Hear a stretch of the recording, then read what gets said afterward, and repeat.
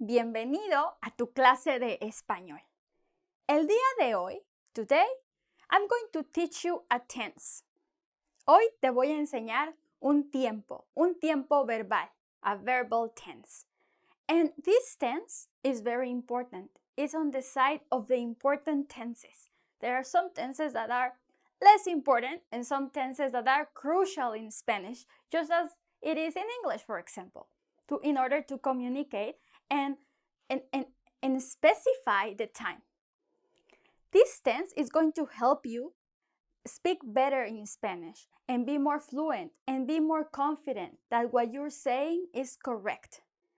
The tense I'm about to teach you causes a lot of confusion. And the reason it causes confusion is because in English, there is, let's say, a past that you say, I went. But in Spanish, that sentence could be translated, let's say, with at least two possible options. And those two possible options are the pretérito indefinido, or the past simple, and the pretérito imperfecto. As you know, pretérito is a word that in Spanish, if you're learning Spanish, in your books, you're going to see pretérito instead of pasado. It's just that linguists call it pretérito, not pasado. But we are talking about a past tense. So, pretérito indefinido y pretérito imperfecto. En la clase de hoy, in today's class, we're going to target the pretérito imperfecto. ¿Ok? ¿Estás lista? ¿Estás listo? Muy bien. Ahora, well, what is a verb? A verb is an action, right? It's an action. Imagine your life without verbs. I don't know if it's possible to live a life without verbs. Verbs are so important. The verbs are the engine of the car.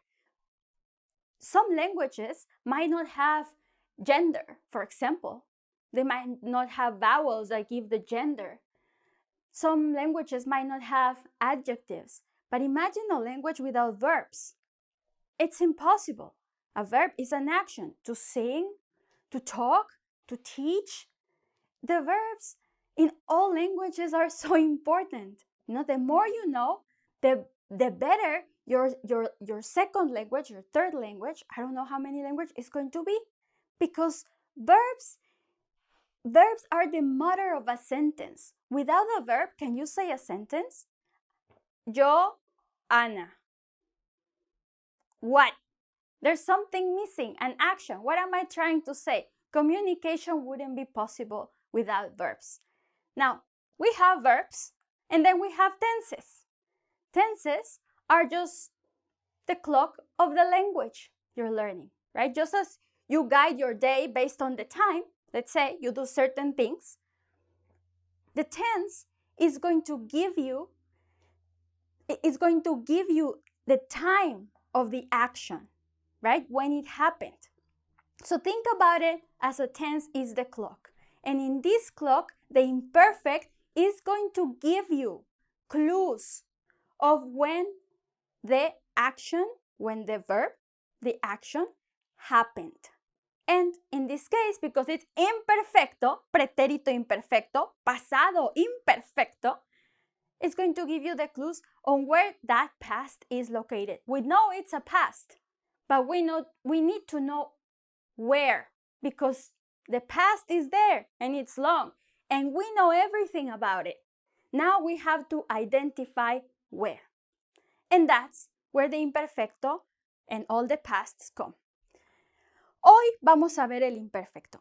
El imperfecto, actually, it's written with an im, right? Imperfecto. This is the first syllable. Imperfecto. And this im is a negation. It's telling you it's not perfect. Imperfecto, it's not perfect. Okay? And the reason why is because this tense is so interesting that in your head, it's not perfect in the sense that the limits of when it started happening and when it finished happening are very blurred. There are no limits, not precise limits with this tense. Got it? That's why we call it imperfecto. Ahora, let's say, some colleagues and some books focus on the imperfecto on some values. Now, this imperfecto has many values. Let me teach you. Let me show you this. As you know, when I'm teaching you a tense, I always draw my I decided not to do it straight because then it looks like all crooked. So I put it like that. Also because our life is like that, right? It's bumpy. So it represents more the lifetime, the line of our time, okay? And aquí está el presente. Aquí está el presente. Y como ustedes saben, Pedro vive en el presente. Ok. Ahora, Pedro está en su presente aquí, ¿no? Su burbuja del presente, su cuadro del presente, call it as you may. Su presente. And some some people make a lot of emphasis on certain values for this tense. And that's also why this tense causes confusion. So, for example, one of the main values of this tense, before I keep going, I'm going to tell you. First, we're going to see how we use it what are the uses? Just theoretically, let's say, identifying where it happens in our timeline. And then we're going to see how we form it. It's very easy. And after this, I'm going to give you some real-life examples with all these values. Muy bien? Entonces, as I was saying, como estaba diciendo, I'm using an imperfect there. As I was saying, as one of the values. As I was saying, como estaba diciendo. Está nuestra línea de tiempo y aquí está Pedro. One of the main values is this one. Pedro uses the imperfecto. Pedro uses the imperfecto para expresar his habits, his routines, his traditions in the past. The habits he used to do, the routines he used to have, the traditions he used to be part of. That's one of the main values. When you are talking about the past, somewhere in the past, not a precise past. This is not a precise past. It leads you to the past, but in this past, there is a specific, not specific, but there is a time where this routine, these traditions, these habits happen. See? But we don't know with exactitude when they started and when they finished. But we know they happened sometime. So for example, Pedro, let's say, used to take a shower in the river. Pedro se bañaba en el río. Se bañaba en el río. We know in the past, when he was young, we know Pedro, when Pedro was young, when he was young, he used to take a shower in the river. Y estamos aquí. Somewhere in his youth, Pedro used to take a shower. But we can say too, every weekend, todos los fines de semana. So we're adding a little bit more definite information. We know what's the weekend. 1 weekend, 2 weekends, 3 weekends, 4 weekends, 5 weekends. But we don't know how many weekends. If you ask Pedro, how many weekends did you take a shower in the river? Pedro might say, I don't know, many. When I was young, I used to do it. It's telling you a habit he had. See? But we cannot answer with precision because Pedro is not saying, on October 19, 2012, I took a shower in the river. Pedro is not saying that. He's just taking you and making you go to that time of infancy, of childhood, beautiful childhood, and telling you what he used to do. You can say that, for example, you can think about, ask your parents, ask your grandparents, ask your contemporaries what they used to do when they were young or when they were a child or were they teenagers. How are they going to answer? With imperfect. Cuando era niño, cuando era adolescente, when I was young, when I was a teenager, Cuando era joven, when I was younger, cuando era más joven, because I'm still joven, I'm still young. It's just when I was younger, cuando era joven. So if you ask these questions, they have to answer in imperfect. Or maybe you want to give the answer. So ask somebody to ask you what you used to do back then, in those times, in a period of time that, though we cannot start the beginning and the end, right? We can locate it as, let's say, an epoch, a time. ¿Sí? Following me? ¿Sí? Bueno, esa es una. That is one of the values and one of the most important values. But unfortunately, maybe many of you get stuck with that. So when they see that sometimes the imperfect is used with other values, you're like, oh no, but this wasn't a routine, this wasn't a tradition, this wasn't a habit. And it's because el imperfecto is a very rich tense and it has many, many values. It's one of my favorites. It's one of the writer's favorites because unlike the pretérito indefinido, that is like, boom, I went, I ate, I fell asleep. It feels so, I don't know, I call it dry, like precise, heavy, no? I went. This is a softer past, and I'm going to show you why. This imperfecto, where is this? Dun, dun, dun, sueños, cortesía, ¿dónde estamos? Ajá, aquí, descripciones. Este imperfecto, it also has, before we go to that, I'm going to go to this part. This imperfecto, in the books, it also called copretérito.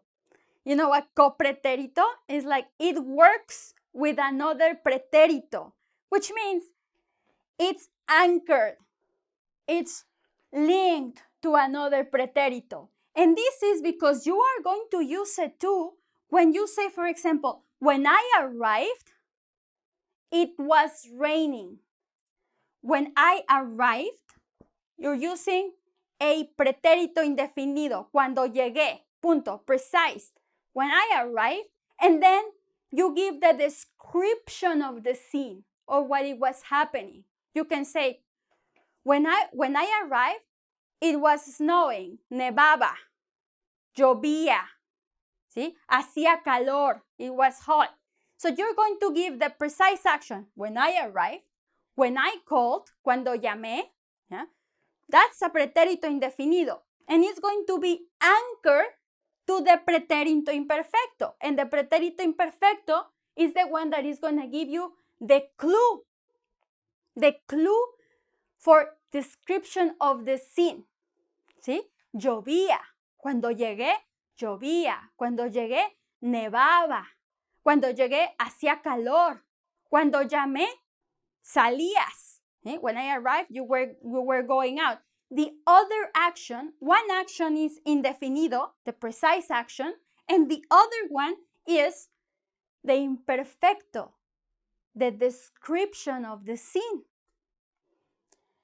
This is another value, which takes us to the next value, which is, you are also going to use pretérito to describe people's qualities. For example, mi papá murió.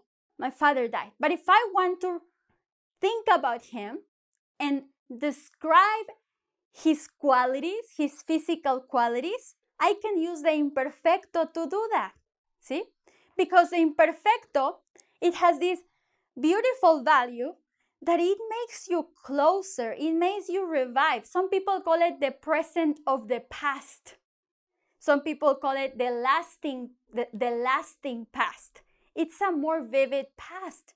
And that, interestingly, is that the tense you're going to use to describe physical things about a person, let's say, also about landscapes, about places, about things. But let's start with people.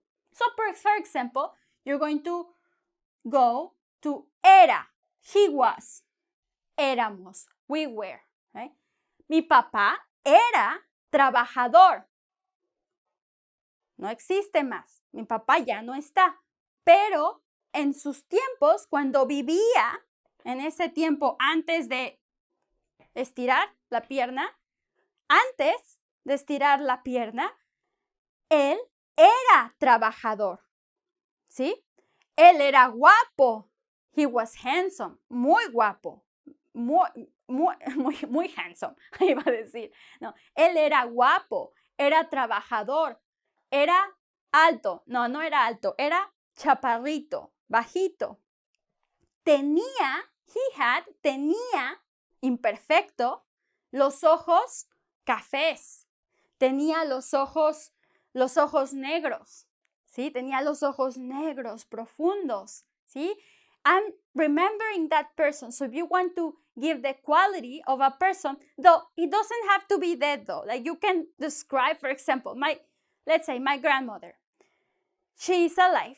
But when I want you to describe her, to describe to you how she was when she was young, I would use the imperfecto.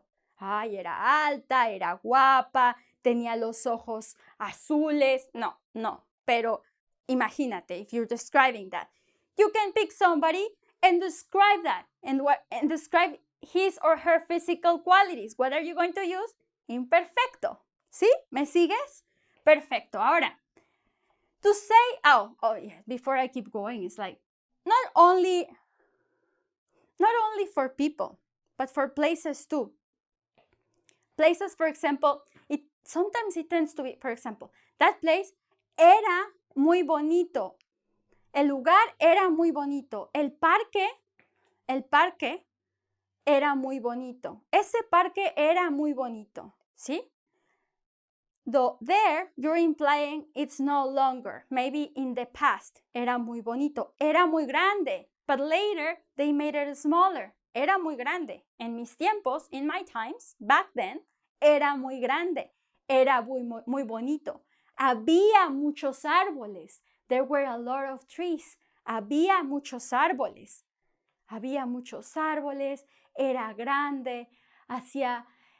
Recuerdo, el sol estaba muy resplandeciente. You see, I'm taking you to describe that place back then, in those times. Indirectly, this tense is making you revive that. You can even imagine it. If I use the imperfecto to tell you, to describe it, you actually can even maybe draw it. I'm giving you the details of it, how it was. Maybe it is no longer like that. See, for example, where I live, it used to be, era muy seguro. What I'm implying is like, it's really not anymore. Pero antes, but before, era muy seguro, usando el imperfecto, ¿sí? Había muchos policías. There were a lot of policemen. Había muchos policías. Había mucha seguridad. There was a lot of security. What am I using? Imperfecto. For what? To describe a place that used to be in a certain way in the past. ¿Me sigues? One of the other things, before I came to the lugares y descripciones, I forgot to say the hora. You can say, for example, it was 5 o'clock. Eran las 5. ¿Sí? Eran las 5. It was 5 o'clock. Eran las 3. When I ran into you, it was 5. It was 3. There, you cannot use the indefinido, like the precise one, though it's so precise, right? Because you're giving the time. When you're saying the time from a past action, you're actually going to use the imperfecto. Why? Well, it makes sense because you're probably saying that in order to explain what happened, to say the scene, to say something else. Something else is important. The time is the description of that. It was 3 when I ran into you. Eran las 3. It was 1 when he called me. Era la 1 cuando él llamó. He called, precise, he called, right? He called. It was 3 when he called. ¿Sí? Cuando eran las 3, él llamó. Él llamó cuando eran las 3. Now, it's different, right? Because if you say, he used to call often back then. Él llamaba mucho, right? But when you say he called, it was 1, it was 3. You're giving a precise thing, and then you're giving the hour. How are you going to say it? Well, you're going to say it with the imperfecto. And the same, for example, for people's age. He was 34 years old. Tenía 34 años. There, you probably also have another action in indefinido that is going to anchor. Tenía 34 años when he died, cuando murió. Tenía 34 años when he won the prize, cuando ganó el premio, etc. But to say the age of a person identifying the time in that past, you're going to use imperfecto. Follow me? ¿Me sigues? ¿Sí? ¿Estás entendiendo? Are you learning? Am I going too fast? ¿Voy muy rápido? No te quejes, ¿eh? Don't complain. Bueno, let's go first to this. Another value of the imperfecto is when you say, for example, you get distracted or all of a sudden your mind goes away and you're like, what was I thinking? What was I saying? There, you are going to use the imperfecto. So, it's really that imperfecto. It could be a past action that is not in the past, back then, in those times, back in the day. You can use it to, for example, in this case, ¿qué pensaba? You can say, you're talking to somebody, and then you're like, ¿qué decías? See, it's like your thoughts were interrupted. You got distracted. It's the imperfecto of interruption, of surprise. Oh, sorry. Disculpa, ¿qué decías? What were you saying? ¿Qué decías? What are you gonna do in that surprise action? Imperfecto. ¿Qué decías? ¿Qué pensaba? ¿Qué estaba pensando? ¿Qué te estaba diciendo? Often, if you're talking to somebody and they lose what do you say, what that they were saying, right? All of a sudden, they get distracted by something, se distraen, and they say, what was I saying to you? What was I saying? ¿Qué te estaba diciendo? You're using imperfecto there. See? So you're going to keep making like this type of examples. ¿Qué te estaba diciendo? ¿Qué estaba pensando? ¿Qué me decías? Usually when this, like you lose the flow of the conversation. You forget what you're going to say. The other one is error. For example, if you get back home and you find maybe, I don't know, somebody in your family didn't go to school or didn't go to the office, you say, weren't you at school? ¿No estabas en la escuela? Or weren't you going to the office? ¿No ibas a la oficina? Weren't you going to the gym? ¿No ibas al gimnasio? It's like you thought it was understood that they were doing an action that when you arrive, when you encounter them, it's not happening. So they call it the imperfecto de error, like erroneous, imperfect of error. It's when you were mistaken. ¿No ibas a la oficina? Ana, ¿no ibas a enseñarme otro tema? Weren't you going to teach me another topic? Ana, it starts usually with no, because you're mistaken, right? It's like you're confused, mistaken. ¿No ibas a enseñarme otro tema? Ana, ¿no ibas al gimnasio? Me dijiste, you told me que ibas al gimnasio, that you were going to the gym. So, ¿no ibas al gimnasio? O, ¿no ibas a la escuela? Weren't you going to school? ¿Sí? O, weren't you at school? ¿No estabas en la escuela? Se supone que debes estar en la escuela. So you're supposed to be at school. You weren't at school? ¿No estabas en la escuela? ¿Sí? So they call them the imperfecto de error. Of course, these are little values compared to the traditions and customs and back then, and I used to, right? But they are just as important. And these small values are the ones that are going to show you that sometimes the pretérito doesn't really follow or narrows to that lasting past or the present of the past, correcto? Sometimes you're not going to be thinking about that. Sometimes you have to be really thinking about the big values of the imperfecto and the small values of the imperfecto. Another small value, for example, is since we say the imperfecto helps us describe a scene. Some teachers say it. Think about it. The actions, the script happens with the pasado simple, the simple past. He entered the office. He entered the house. He drove his car. But the scene behind that is the imperfecto. The descriptive value, the scene is the imperfecto.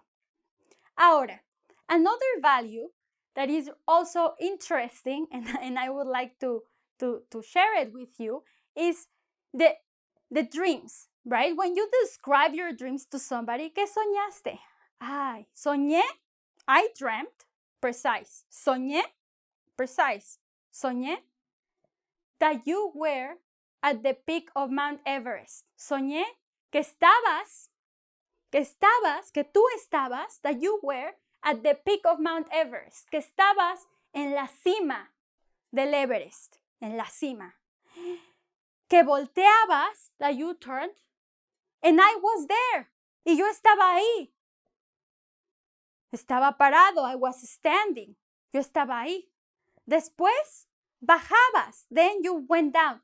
All that dreams that you're describing, except for the precise that I dreamt, soñé, yo soñé, punto. Yo soñé que, and the description of that dream is going to be in imperfect. It's like when you put your brain to work and start reviving that scene. You were there.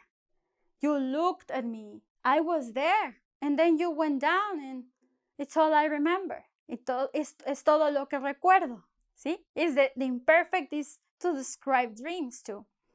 And speaking of dreams, the imperfect is also used to create this imaginary situation. For example, that children love. Let's play that you were a soldier and I was the winner. Or let's play that you were the villain and I was the hero. These imaginary situations, they say it with what? Imperfecto. Hay que jugar. Tú eras, you were, tú eras, imaginary, that you were. See? You cannot say tú eres when you are talking about that imaginary situation. Very evident and clear in children's games. Children's games. Sí. Hay que jugar a que tú eras el soldado y yo era el villano. O tú eras el héroe y yo era el, no sé, el asaltante. ¿Entiendes? All this, yo era, tú eras, nosotros éramos, we were the heroes, éramos los héroes. ¿Sí? Again, imperfecto. So we have that. Another small value too is the cortesía. When somebody, instead of, like if you go to a store and you say, hello,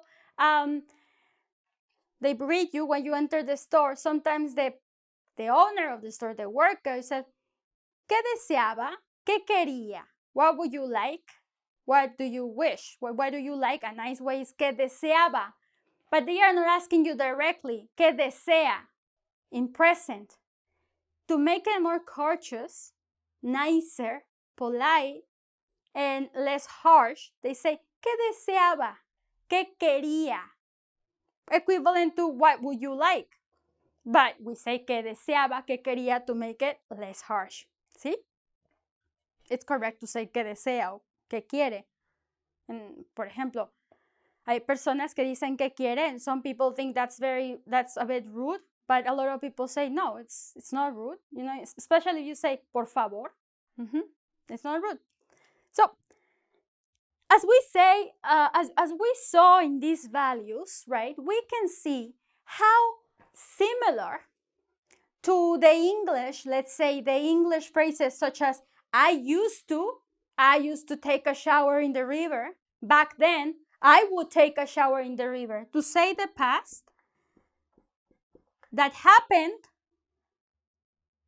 for some time, that you cannot really identify the limits, but it took some time. or something you did that it was cyclic. So I used to. Back then, I would take a shower in the river. When you say I was thinking, I was saying, you're going to use an imperfecto, and we're going to go to our the next block of this class, and we're going to see how we turn this into imperfecto. I was thinking that maybe we should go, we were thinking, oh, we were saying, etc. Imperfecto. And also, when you're going to say, I went, I used, I listened, well, it depends. Was it precise when this happened? Or was it just that you can identify that it was a habit, it was a routine, it was an often, a more common, frequent action? That's where you have to take the road of the indefinido and the imperfecto. Is it to describe the scene? Is it to be more descriptive? Is it to be imaginary? Is it to be to take the listener and take it back to that time that occupied our past that lasted? What is it for? No, it's precise. It's exact. Then we don't need the imperfect. Is it not precise? Maybe we do. With these values, we'll know better. Ahora, now let's see. I've been talking about the values because I think that's the first introduction to the tense. But let's talk about how we form the imperfecto. The imperfecto is very easy. Unlike many other tenses, the imperfecto is very simple. And the reason is that, well, we have the endings for the first conjugation and we have the endings for the second and third conjugation. En español, as you probably know, all verbs end with either ar, o ir. Ar, o ir. Todos los verbos terminan con ar, o, o, ir. When you are learning Spanish, you have to identify these different conjugations, let's say, because that's going to be your guide to learn tenses. So you have to remember this is the first conjugation, primera conjugación, first conjugation, second conjugation, segunda conjugación, and third conjugation, tercera conjugación. Tercera conjugación. Entonces tenemos que es la primera conjugación, la segunda conjugación y la tercera conjugación. ¿Cuál es la primera conjugación? Los verbos que terminan en ar. ¿Cuál es la segunda? Los verbos que terminan en er. ¿Cuál es la tercera? Los verbos que terminan en ir. Ok, ahora, primera conjugación. First conjugation. Primera, is a saying first, right? Like that first. Primera. ¿Sí? Primera conjugación, first. Ahora tenemos the persons, the pronouns. It's either I, yo, you, singular, casual, you, tú.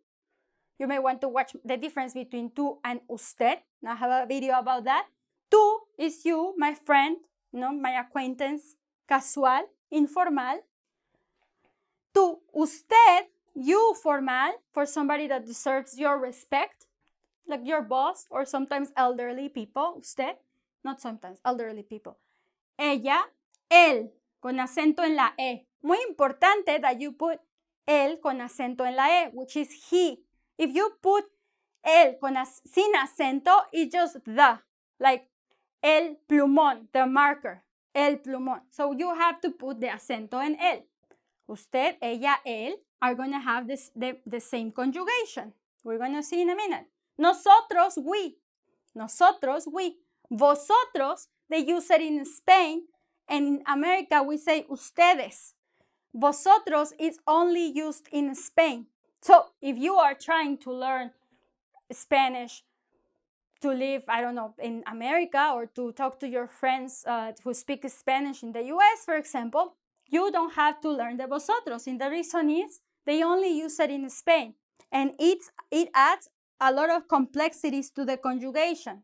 You can see it's like 25 vowels. in the ending. So you don't have to, it's up to you. For my students, for example, most of them, they want to live in America or they want to be able to talk to their neighbors in the US. And so they use ustedes. If you happen to go to Spain, they'll understand what ustedes is, okay? Entonces decimos ustedes. And the same conjugation will be applied for ellas y ellos, which is they. Ellas for females, ellos for males, or a mixed group. ¿Me sigues? Perfecto. Ahora, vamos a seguir. La primera conjugación tenemos cantar. To make this is called infinitivo. Infinitivo, ¿sí? Infinitivo, we probably know, I always repeat it to you, pom, pom, pom, pom. Infinitivo is the non-conjugated form. So it's equivalent as, for example, to say, to sing, to eat, to live. But if you say, I sing, I live, I eat, it's conjugated. But to sing, to eat, to live, it's not conjugated. So we call it infinitivo. In English, it's called infinitive. Same thing. Ahora, to make this to sing, cantar, to sing, me gusta mucho cantar, imperfecto, what are we going to do? Vamos a ver qué hacemos. We're going to get rid of that ending that makes this verb belong to the first conjugation. We're going to drop the R. And instead, we're going to add these endings for each person. So, what do we end up with? ¿Con qué terminamos? Terminamos con cantaba. Yo cantaba. I used to sing. Tú cantabas. You used to sing. Usted, señor García, señora Rodríguez, cantaba. Usted, you formal, used to sing. She used to sing. Ella cantaba. Cantaba. Él, he, used to sing. Él cantaba. Nosotros, we used to sing. Nosotros cantábamos. You say you used to sing or we were singing. Cantábamos. Nosotros cantábamos. Muy importante aquí, nosotros. Espera, voy a borrar aquí. Vamos a abreviarlo. Nosotros. And I'm going to say canta, can. Okay. I'm going to add the root, can't. Pero la A. Look at the A. What does it have? The accent mark, the hat, the accent mark. Cantábamos. Cantábamos. Nosotros cantábamos. No decimos nosotros cantábamos o cantábamos. Nosotros cantábamos. Esta sílaba de ta es high, alta. ¿Por qué? Tiene acento, ¿sí? Es la sílaba tónica. Tiene acento. El tono goes up. Cantábamos. Perfecto. En España dirían, vosotros cantabais. Oye, bueno, Gabriel, pero vosotros cantabais muy bien, ¿eh? Pero ¿qué os ha pasado contigo? Que ya no cantáis muy bien. Qué terrible acento, ¿eh? Sí. Vosotros cantabais con la S así, pero la S fuerte. La S importante. Ustedes cantaban.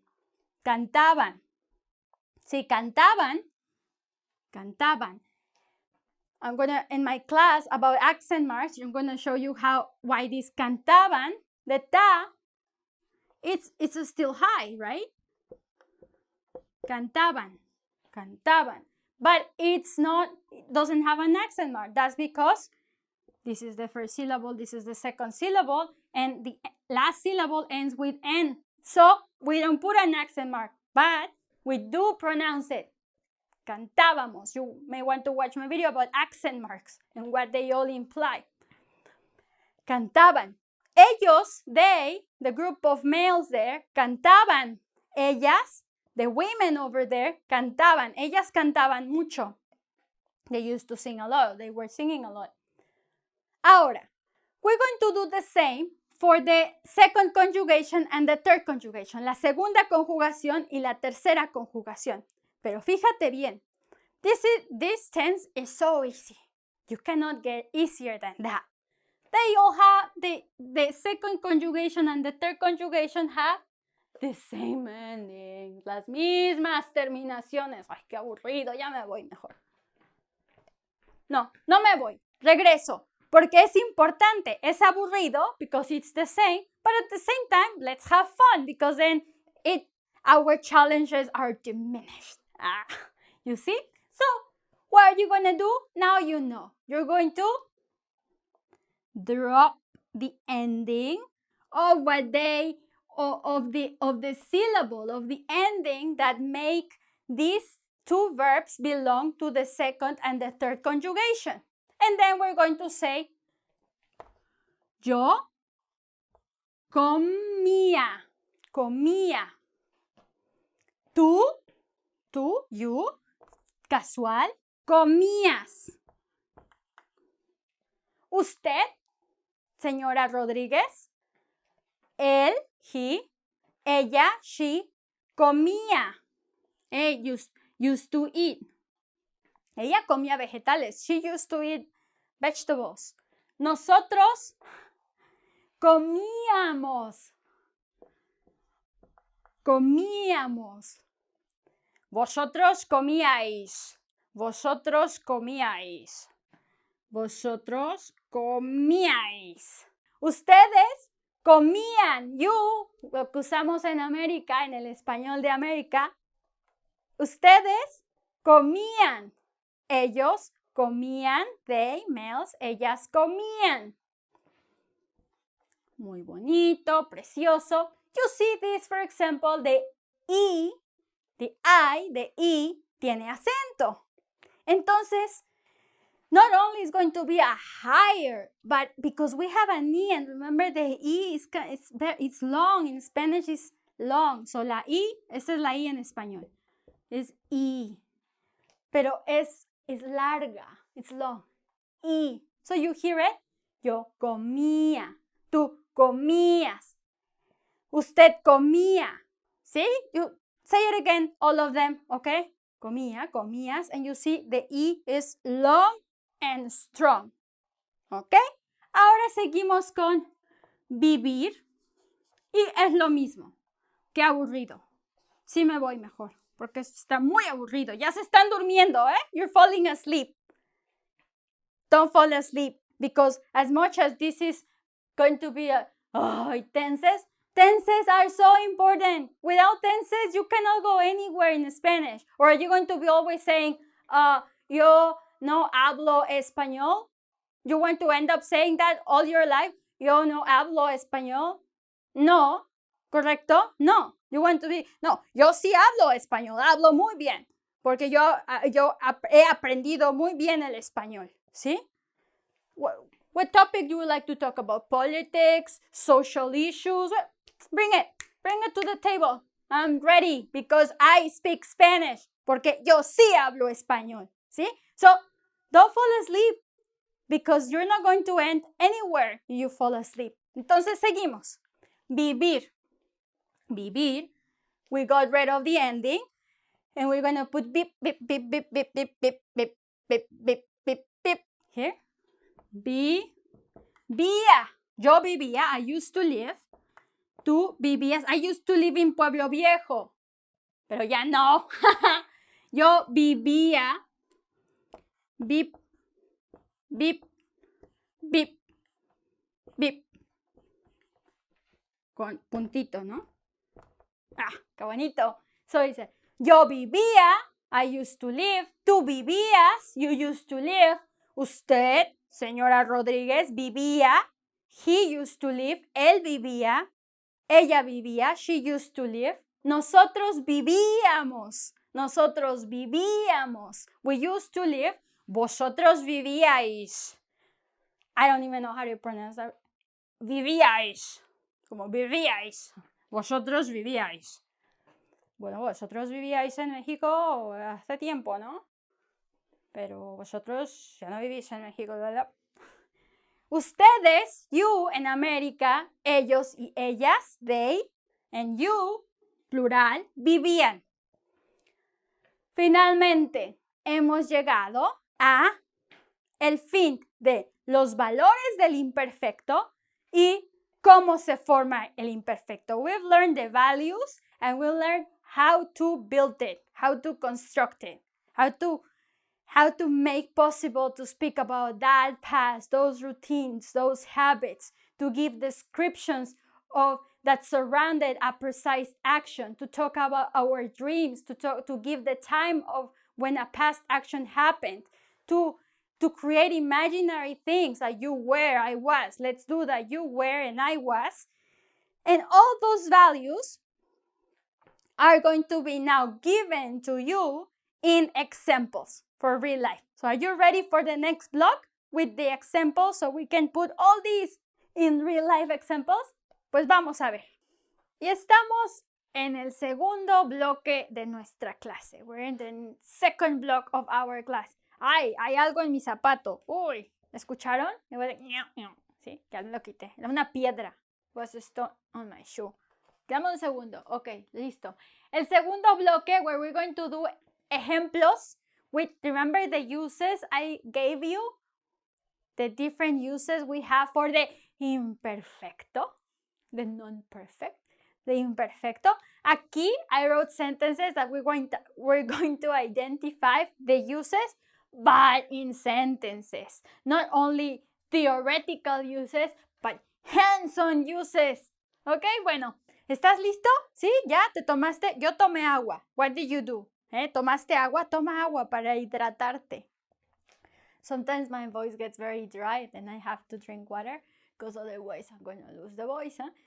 Bueno, decíamos que el imperfecto, we were saying that the imperfecto is very important to give you a glance at that lasting action that happened in the past. And that's why we cannot really use precise or limit this tense to in 2002, in 1967, last Saturday at night. Those exact precise time periods, time limits cannot really work with this tense because this tense, though it's in the past, it's a little bit illimited. Okay? We don't have a precise time. That's it. We just have the idea. And that helps you make that past more vivid, remember? Because it's kind of taking you there to that past. So I wrote some of these time markers that you could use with this tense, right? So as you can see, we don't have exact, precise time markers. No tenemos tiempos, ¿sí? Marcadores de tiempo específicos. Son más generales.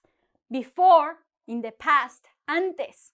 Antes, remember, antes, like my aunt would say, antes las muchachas no usaban faldas tan cortas.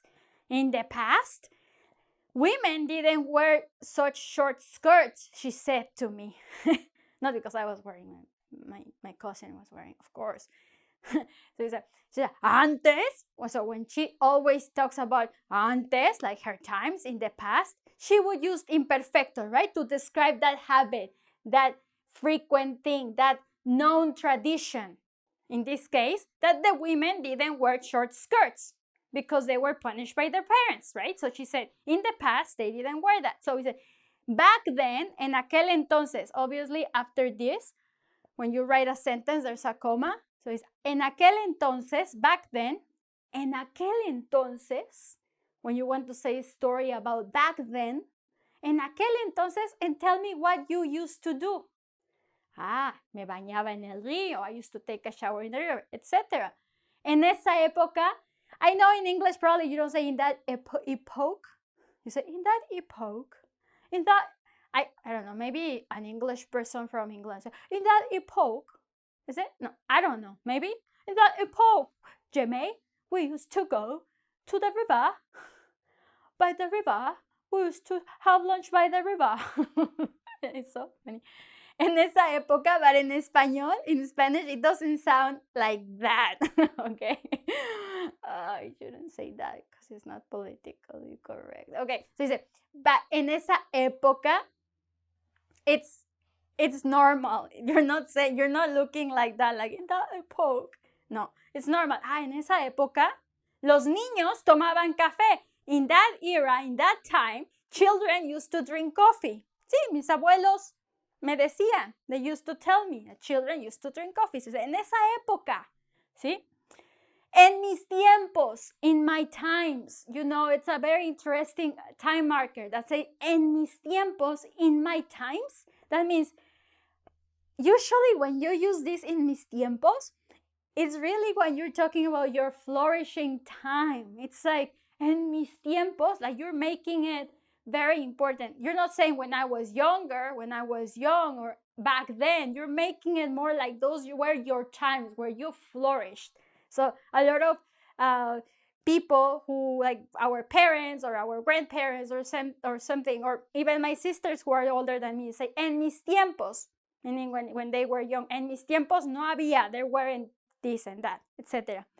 When I was young, and then you can pretty much say everything. When I was young, when I was a teenager, when I was a student. And for instance, you can say in imperfect the activities you used to do, right? So you can say, when I was young, or when I was a student, but you can also say when I was studying, when I studied, but you're making it that long past, right? Not a precise past, because when you study it, really, where does it start and where does it end? It's really, you're not referring, oh, well, classes started on August 16th, and they finished on September 16th. You are not really doing that. Like you're just putting it like a block. When I was studying, like a block, which start and finish do not matter. Okay, so it's still not precise. So it's more focused, it's not precise still.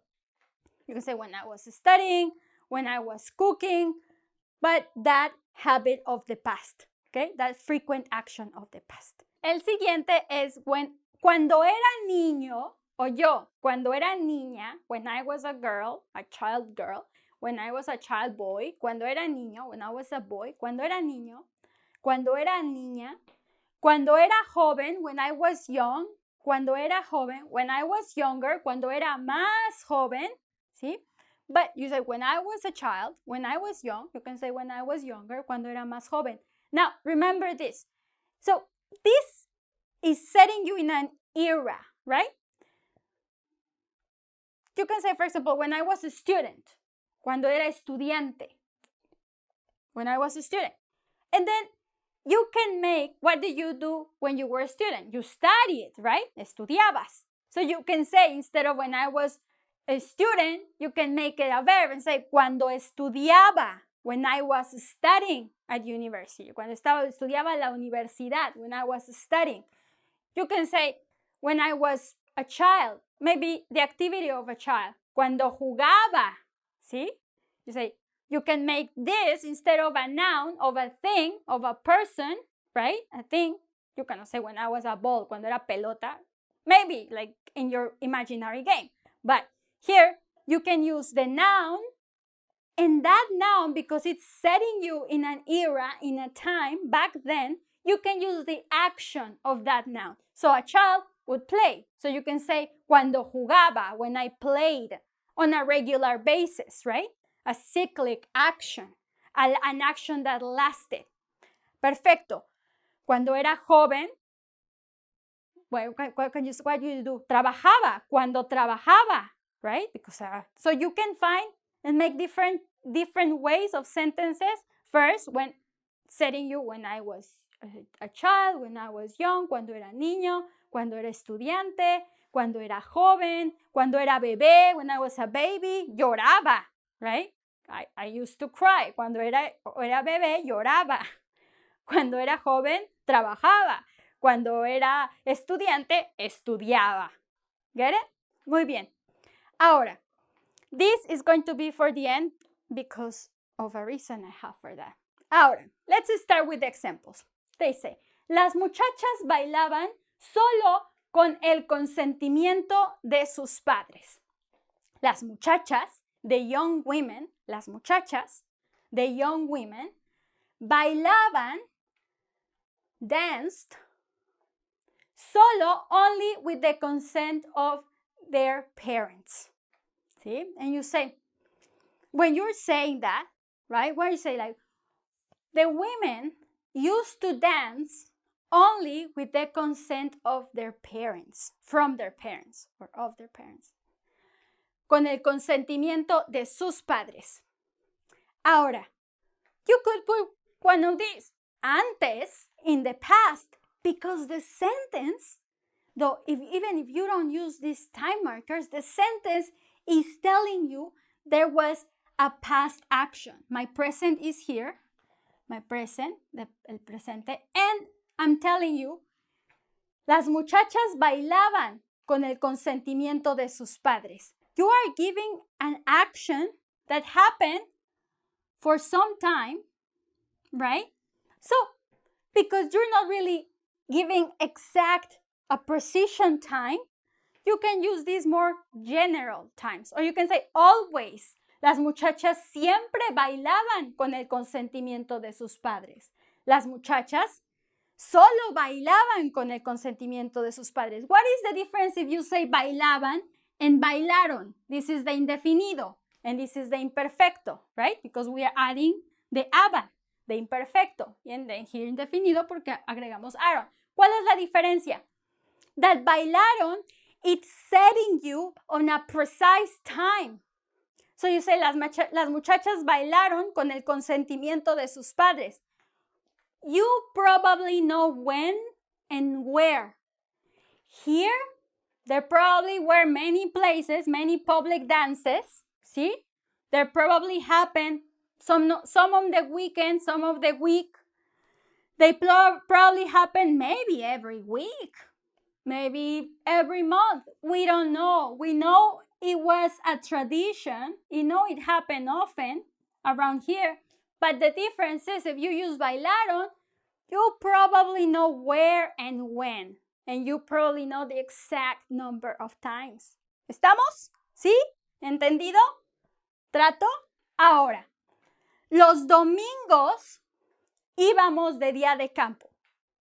I remember back in the day when I was young, los domingos we used to go, íbamos, went de día de campo. Why am I using íbamos and no fuimos? Hi, because I'm saying los domingos. I'm not saying last weekend or the weekends from last year. I'm just saying an activity from the past, which beginning and end don't matter because it was we used to.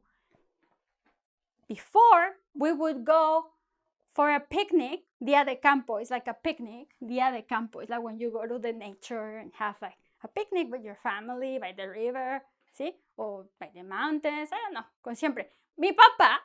Con mi papá, cuando él vivía, when he was alive, we used to go on a picnic, usually to Huitzilac. Huitzilac, because hay pulque ahí. Sí, pero bueno, so we say, los domingos. I said, los domingos, ¿fuimos de día de campo? No, porque los domingos is such a general thing. Los domingos, on Sundays. We don't know which Sundays, okay? But last Sunday, el domingo pasado, fuimos de día de campo. I know, I'm sorry for you. You only went once. Last Sunday. We used to go on picnics, on a regular basis in the past, huh? And ¿Tú fuiste el domingo pasado? Oh, I'm sorry. You know, my father was really nice, so sorry. ¿Tú fuiste? Nosotros íbamos. I say, this is iba, encontré. Remember I told you that this past imperfecto sometimes they call it anchored. Sometimes it's related to another action. It's funny, right? Because one is like, cuando iba a la escuela, check this. When I was going to school, when I was on my way to school with my backpack, let's see, happy, I ran into, me encontré. such a specific, cuando iba a la escuela, what is it? It's a description, right? You're giving the opening to the following sentence. You're giving like a descriptive opening, the scene, what was happening. I was on my way, I was going to school. Iba a la escuela. Tan. Vamos todos a la escuela. Las clases van a empezar. See? I was singing the song. Happy. And I ran into y me encontré a, who did you encounter? A Pedro. Pedro, always on my way. Like, me encontré a Pedro. Cuando iba a la escuela, me encontré a Pedro. This imperfecto of to go, the imperfect of to go, quite irregular, as we will see.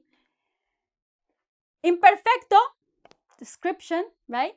A descriptive frame of a precise event. Precise event, no imperfecto. Now, you can say cuando iba a la escuela, every time, often, I used to run into Pedro. Me encontraba a Pedro. Seguido, often.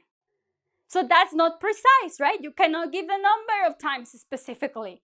But you're saying, yes, you can put imperfecto. That means is the action, all this event, didn't happen once. It used to happen. Solía suceder. It used to happen. So you can say, cuando iba a la escuela, me encontraba a Pedro. That means probably, often, when I was going to school, I ran into Pedro. Maybe he was going to work. So we ran into. This one, me encontré, es pasado simple, pasado preciso. Esta es una descripción. Now, maybe this wasn't a one-time action. Then it's okay to use the imperfect. Me encontraba.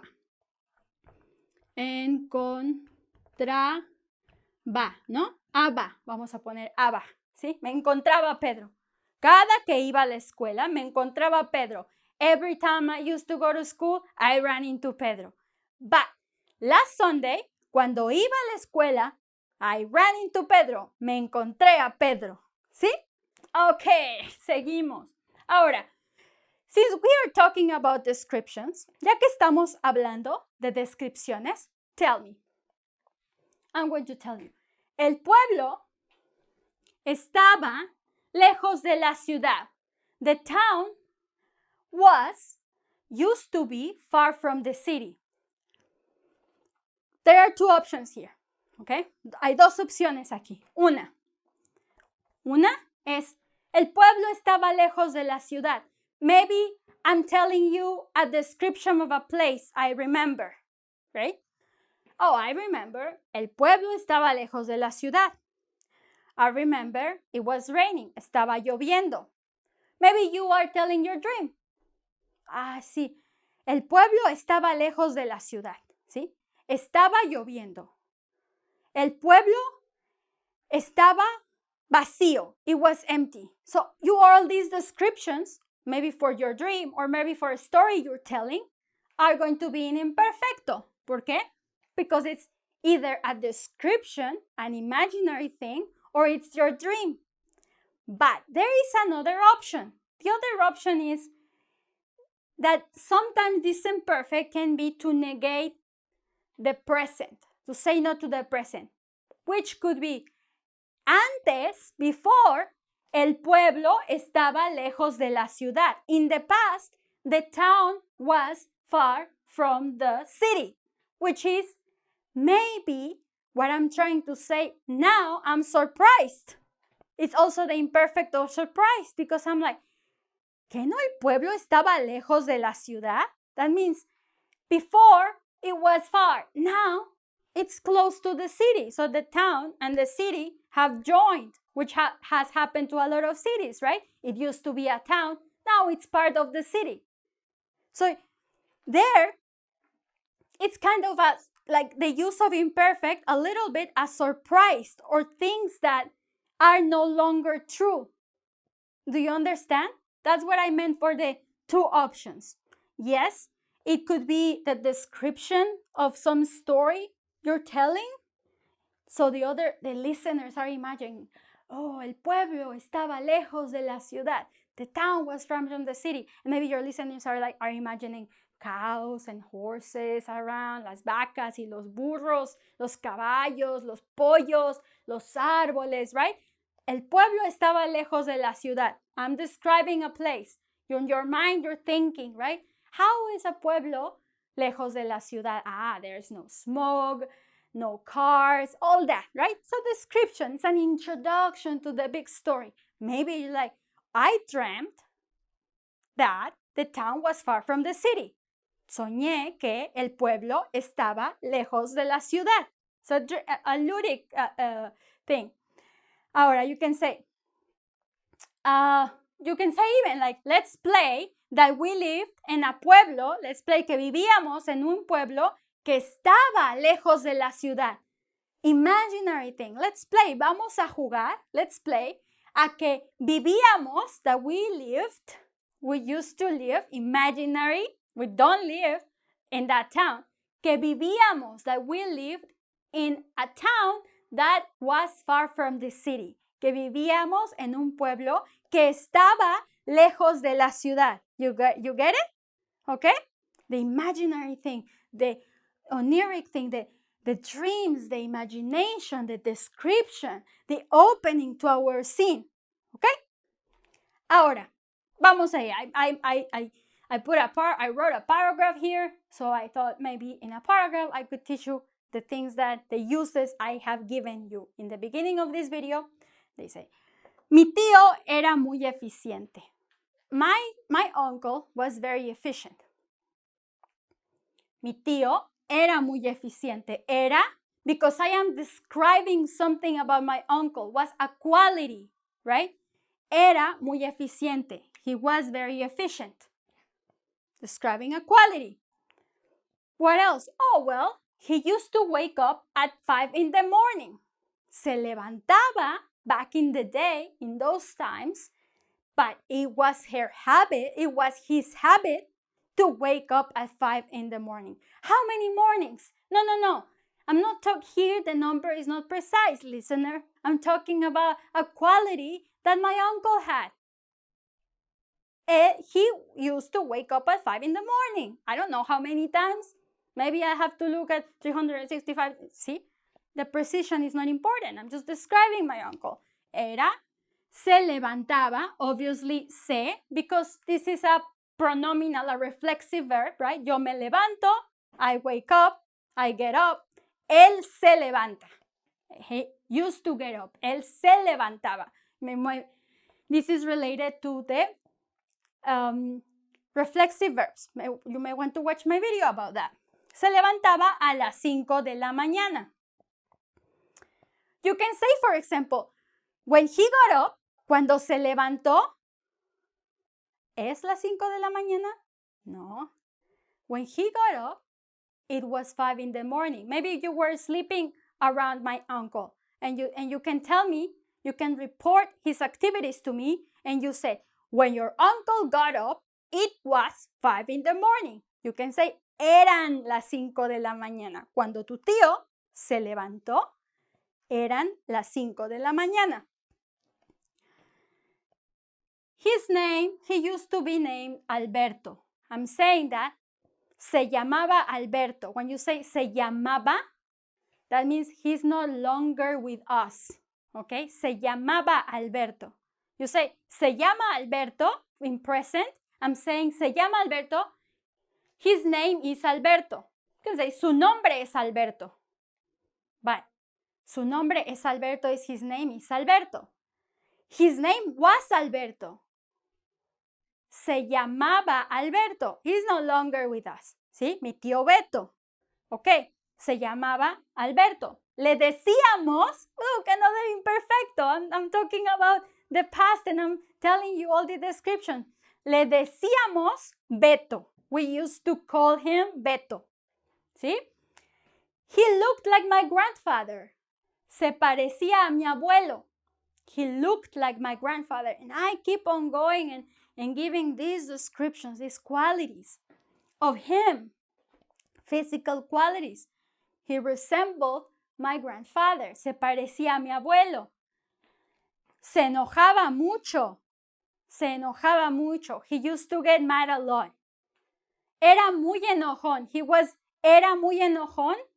Era muy, and then enojón. He was very moody. Era muy enojón. He was very moody. Using imperfecto. Why? I'm describing a quality of my tío. ¿Sí? Tenía, he was 65 years.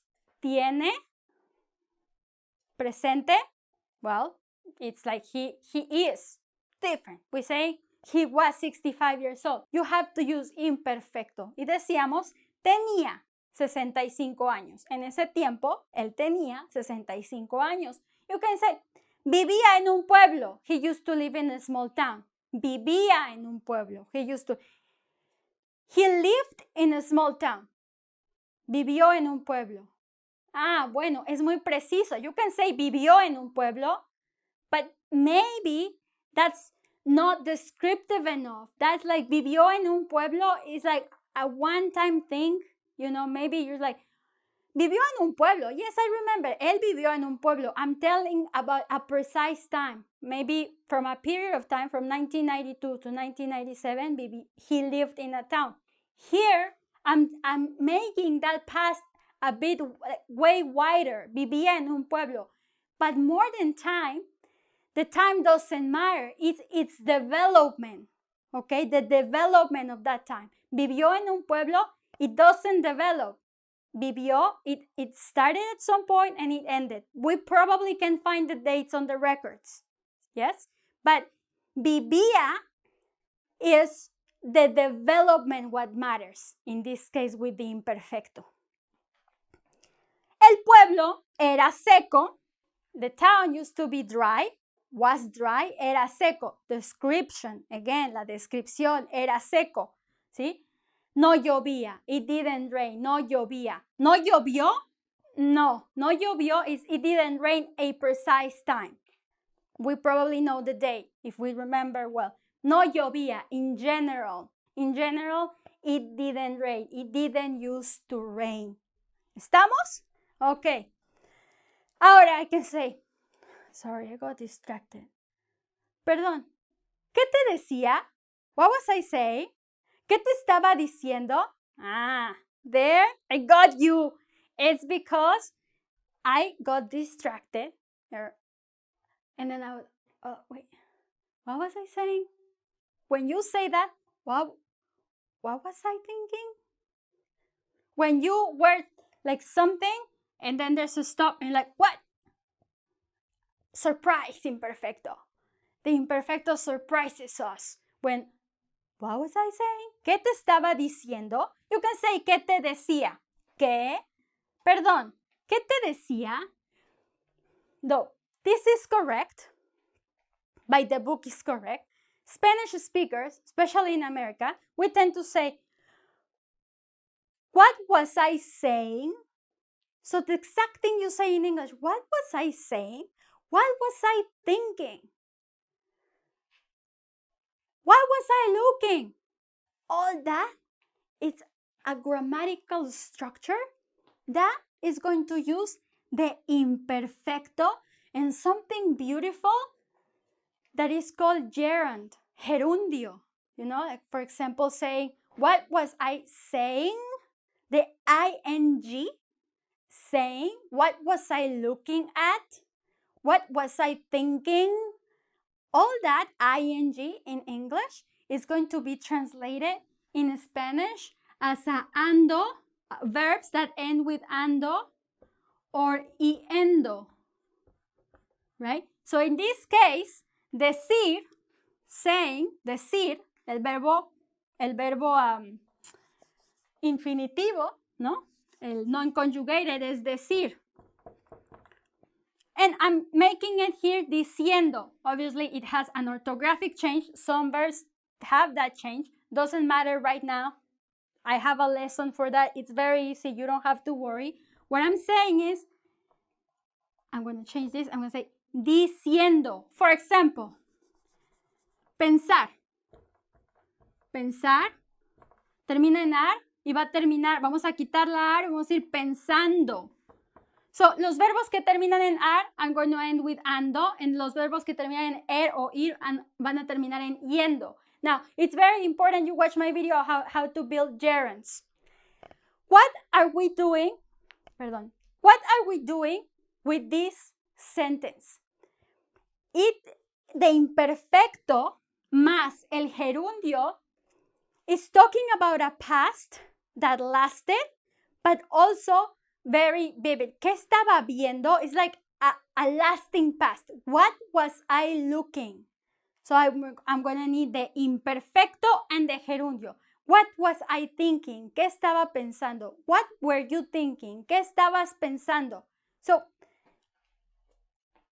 and for example, you can answer, I was saying, estaba diciendo, o you were saying, estabas diciendo que te gustaba el pueblo. You were saying that you liked the town. And I say, why didn't I write that you like the town que te gustó con el pretérito o, que te gustó?